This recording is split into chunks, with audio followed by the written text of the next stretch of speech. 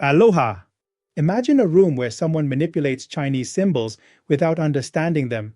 This is John Searle's thought experiment questioning if AI can truly comprehend language. In the scenario, a person who knows no Chinese is locked in a room and given a rule book for manipulating Chinese symbols. From outside the room, the person's responses appear fluent and appropriate, yet internally he has no comprehension of what the symbols mean. He's merely following syntactic rules. Based on this thought experiment, Searle concludes that this symbolic manipulation, even if indistinguishable from genuine understanding, is not itself understanding. Therefore, he argues computers, which process language in much the same way, do not and cannot truly understand.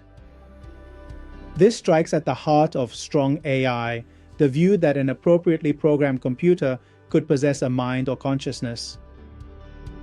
Meet John McCarthy, the architect of logical AI, who argues against Searle's Chinese room, calling it a fallacy. McCarthy emphasizes that understanding should not be located in any single part of a system, such as the interpreter, the man in the Chinese room, but rather in the entire system's behavior and structure. In McCarthy's framework, the man is akin to a spark plug in a car. While he doesn't understand Chinese, this doesn't mean the entire system is devoid of understanding. In this analogy, just as a spark plug doesn't know how to drive but the car as a whole can, the interpreter in the Chinese room doesn't need to understand Chinese for the system as a whole to do so. McCarthy uses the analogy of software and hardware to explain how AI understanding emerges from the system's architecture. He likens the mind to software, a structured, interpretable system of rules, representations, and logic, and the brain, or machine, to hardware, the substrate that executes that software. This framing allows McCarthy to argue that understanding doesn't need to reside in the physical executor, the hardware or human interpreter, but in the system as a whole, including its software-level architecture. In the Chinese room scenario, the man shuffling Chinese symbols is merely interpreting a program, just as a CPU runs code it doesn't understand.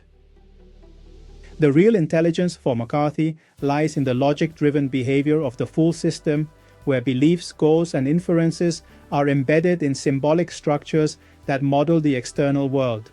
By treating software as the seat of cognition, McCarthy reframes understanding not as a property of internal consciousness, but as the ability to represent, reason, and act intelligently based on semantic structures, a move that decisively undercuts Searle's argument by showing it targets the wrong layer of analysis.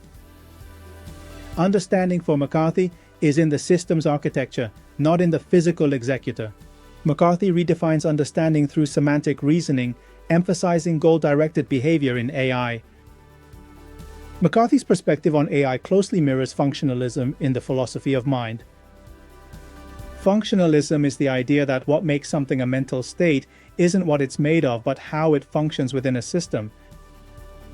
Functionalism is a rich and complex topic in its own right, and definitely worth diving into separately. Let's dive deeper into functionalism in the next video, exploring its implications for AI. Let's continue this journey together. Please subscribe and stay tuned for more insights into the world of AI.